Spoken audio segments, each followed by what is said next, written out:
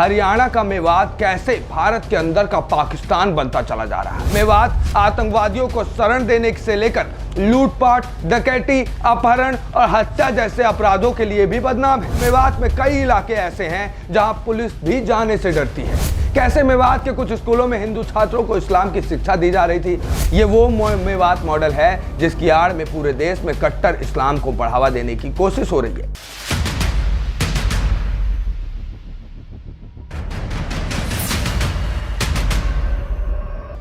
दे दी हमें आजादी बिना खड़ग बिना ढाल, साबरमती के संत तूने कर दिया कमाल। आज ये बात सुनने में हमको असहज महसूस होता है। जहां भारत के इतिहास में हमें यह दिखाया गया कि भारत को आज़ादी मिली बिना खड़ग बिना ढाल के, वहीं भारत का इतिहास असली में यह है कि भारत को आज़ादी मिली थी भगत सिंह के कुर्बानी से, आज़ाद जैसे तमाम क्रांतिवीरों के कुर्बानी से। मगर आज महात्मा गांधी के भारत में, महात्मा गांधी के बनाए हुए भारत में जो कुछ भी हो रहा है, उसने न सिर्फ उन लोगों को कटघरे में खड़ा किया है जो उस हिंसा के पीछे हैं, बल्कि खुद महात्मा गांधी को भी सवालिया कटघरे में खड़ा कर दिया है।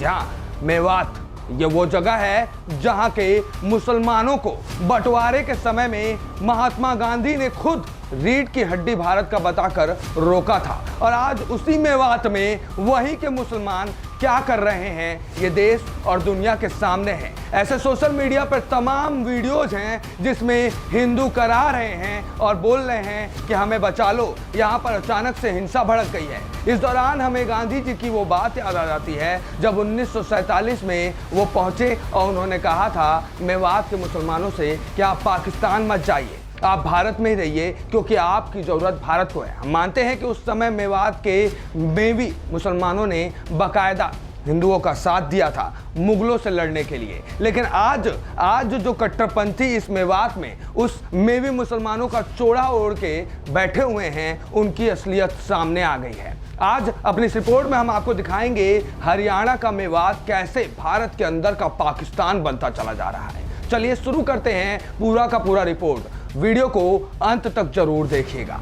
देश की संसद से मेवात की दूरी 100 किलोमीटर से भी कम है, लेकिन आपको जानकर हैरानी होगी कि जहां हरियाणा के गुड़गांव शहर की सीमा खत्म होती है, वहीं से मेवात जैसे इलाकों की सीमा शुरू होती है। और इन इलाकों में अक्सर देश की संसद द्वारा बनाए गए कानून और संविधान नहीं चलते हैं। हम ऐसा क्यों कह रहे हैं, इसे समझने के लिए आपको मेवात के इतिहास और भूगोल को समझना होगा। फिर आपको सारी बात खुद ब खुद समझ में आ जाएगी। पूरे रिपोर्ट पर अपनी राय प्रतिक्रिया कमेंट बॉक्स में जरूर रखिएगा। साइबर सिटी के नाम से मशहूर गुरुग्राम से मेवात की दूरी सिर्फ 60 किलोमीटर है। गुरुग्राम में आधुनिकता और विकास की जो चमक दमक आपको दिखाई देती है, वो मेवात पहुंचते पहुंचते अपराध और कट्टरपंथ के अंधेरे में बदल जाती है। अगर आप दिल्ली से राजस्थान के अलवर तक का सफर करेंगे तो आपको मेवात से होकर गुजरना होगा। मेवात में मुख्य रूप से जो विधानसभा सीटें आती हैं वो हैं नूह, फिरोजपुर, झिरका और पुन्हाना। मेवात के इन्हीं इलाकों में अपराधियों के जो गैंग्स सक्रिय हैं उन्हें मेवाती गैंग कहा जाता है। और ये गैंग्स दिल्ली, हरियाणा और उत्तर प्रदेश के कई इलाकों की पुलिस के लिए सिरदर्द बने हुए हैं। मेवात आतंकवादियों को शरण देने से लेकर लूटपाट, डकैती, अपहरण और हत्या जैसे अपराधों के लिए भी बदनाम है। मेवात में इस समय अपराधियों के करीब 100 से ज्यादा गैंग सक्रिय हैं और मेवात में कई इलाके ऐसे हैं जहां पुलिस भी जाने से डरती है। मेवात की आबादी की बात की जाए तो यहाँ 80% मुसलमान रहते हैं। जी हाँ, 80%, जबकि 20% आबादी वहाँ पर हिंदुओं की है। मेवात के अपराधियों के ये गैंग्स कभी जानवरों की तस्करी के लिए कुख्यात हुआ करते थे, कभी गाड़ियों की चोरी के लिए। आज अगर ये सबसे ज्यादा जाने जाते हैं तो वो है हथियारों की तस्करी और बलात्कारियों को शरण देने के लिए। नीति आयोग की एक रिपोर्ट देख लीजिए जिसके मुताबिक मेवात भारत के सबसे पिछड़े जिलों में से एक है। वर्ष 2011 की जनगणना के मुताबिक मेवात की जनसंख्या 10 लाख थी, जिनमें से सिर्फ 56% लोग ही पढ़ना लिखना जानते हैं। साक्षरता दर के मामले में पूरे हरियाणा में मेवात की स्थिति सबसे बुरी है। वर्ष 2016 तक गुड़गांव की जेल में 2000 से अधिक अपराधी बंद थे और इनमें से 500 अपराधी सिर्फ और सिर्फ मेवात के रहने वाले थे। वर्ष 2016 तक फरीदाबाद की जिला जेल में भी जितने कैदी बंद थे उसमें से भी 25% मेवात के थे। अब जरा ये भी देखिए, तबलीगी जमात की विचारधारा का जन्म स्थान भी मेवात है। जी हाँ, हैरान होने की जरूरत नहीं। 80% मुस्लिम आबादी वाले मेवात की सीमाएं राजस्थान, उत्तर प्रदेश से भी मिलती हैं। मेवात को ही तबलीगी जमात की विचारधारा का जन्म स्थान माना जाता है। 8वीं, 11वीं और 12वीं शताब्दी में इस पूरे इलाके पर इस्लाम का जबरदस्त प्रभाव था और इसी दौरान बड़ी संख्या में यहाँ हिंदुओं का धर्म परिवर्तन कराकर उन्हें मुसलमान बनाया गया। अब ये बात तो इतिहासों में भी है कि मेवात के जो मेवी मुसलमान हैं, अगर आप पता करेंगे तो वो लोग भी पहले ठाकुर थे या फिर ब्राह्मण थे, लेकिन उसके बाद मुगलों का शासन आया और धीरे धीरे उन्हें कन्वर्ट करा दिया गया। मेवात में जो राजपूत मुसलमान बन गए थे उन्हें मेव भी कहा जाता है। मेवात इलाके में धर्म परिवर्तन का जो सिलसिला 8वीं शताब्दी से शुरू हुआ था और लंबे समय तक जारी रहा और इसका नतीजा ये हुआ, मेवात भारत के उन जिलों में शामिल हो गया जहां के बहुसंख्यक आबादी मुसलमान है। वर्ष 2013 में आई एक रिपोर्ट में दावा किया गया था कि हरियाणा के 500 गांवों में से 103 गांव ऐसे हैं जहां अब एक भी हिंदू नहीं बचा है, जबकि 82 गांव ऐसे हैं जहां सिर्फ 4 से 5 हिंदू परिवार बचे हैं। ये रिपोर्ट 6 वर्ष पुरानी है और इसलिए हम ये तो नहीं कह सकते हैं कि आज मेवात में क्या स्थिति है, लेकिन मेवात में हालात बेहतर हुए हों इसकी संभावना बहुत कम है। आप मेवात की इस वक्त की स्थिति भी खुद देखकर अंदाजा लगा सकते हैं। जिस तरीके से सोशल मीडिया पर लगातार वीडियोज आ रहे हैं, जिस तरीके से मेवात में ब्रह्म मंडल यात्रा के दौरान इतना बड़ा बवाल हो गया, उससे आप मेवात की मौजूदा हालात भी साफ समझ सकते हैं। ऐसे में कट्टर इस्लाम की प्रयोगशाला रही है मेवात। कुछ लोग मेवात को कट्टर इस्लाम की प्रयोगशाला बनाना चाहते हैं और ये बात कई बार साबित भी हो चुकी है। कैसे मेवात के कुछ स्कूलों में हिंदू छात्रों को इस्लाम की शिक्षा दी जा रही थी और उन्हें नमाज पढ़ने पर मजबूर किया जा रहा था। ये वो मेवात मॉडल है जिसकी आड़ में पूरे देश में कट्टर इस्लाम को बढ़ावा देने की कोशिश हो रही है। यही मेवात मॉडल बच्चों को जबरदस्ती धार्मिक शिक्षा देने से लेकर अब लव जिहाद, लैंड जिहाद में बदल चुका है। मेवात में ये सब कई दशकों से हो रहा है, लेकिन राजनेता सिर्फ इसलिए ये सब चुपचाप देखते रहते हैं क्योंकि वो मेवात की बहुसंख्यक आबादी को नाराज नहीं करना चाहते और इस वोट बैंक को खोने का डर उन्हें मेवात मॉडल का विरोध करने से रोक देता है। और उसमें सबसे बड़ा जो एक्सपेरिमेंट रहा है वो रहा है कांग्रेस पार्टी का। एनआईए की जांच में भी एक खुलासा हुआ था, जहां वर्ष 2018 में मेवात से करीब 45 किलोमीटर दूर हरियाणा के पलवल के उटावड़ गांव में एक मस्जिद बनाई गई थी और नेशनल इन्वेस्टिगेशन एजेंसी यानी एनआईए की जांच में ये खुलासा हुआ था कि इस मस्जिद का निर्माण आतंकवादी संगठन लश्कर-ए-तैयबा की फंडिंग से हुआ था।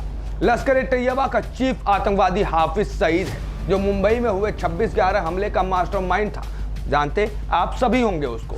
यानी मेवात में कट्टरपंथी इस्लाम के जो बीज बोए जा रहे हैं उसकी फसल देश के दूसरे इलाकों में भी काटी जा रही है और ये बहुत खतरनाक स्थिति है। मेवात में कट्टरता की ये निशानियां आज की नहीं है, बल्कि इसका इतिहास सैकड़ों वर्ष पुराना है। वर्ष 1265 में दिल्ली सल्तनत के सुल्तान गयासुद्दीन बलबन ने मेवात में 1 लाख राजपूतों को कत्लेआम कर दिया था।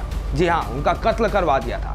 ये वो दौर था जब मेवात के रास्ते पूरे देश में इस्लाम का प्रचार प्रसार बहुत तेजी से किया जा रहा था और इसका नतीजा ये हुआ कि मेवात धीरे धीरे इस्लाम के एक बड़े केंद्र के रूप में विकसित हो गया और इस इलाके में मुसलमान की जनसंख्या तेजी से बढ़ने लग गई।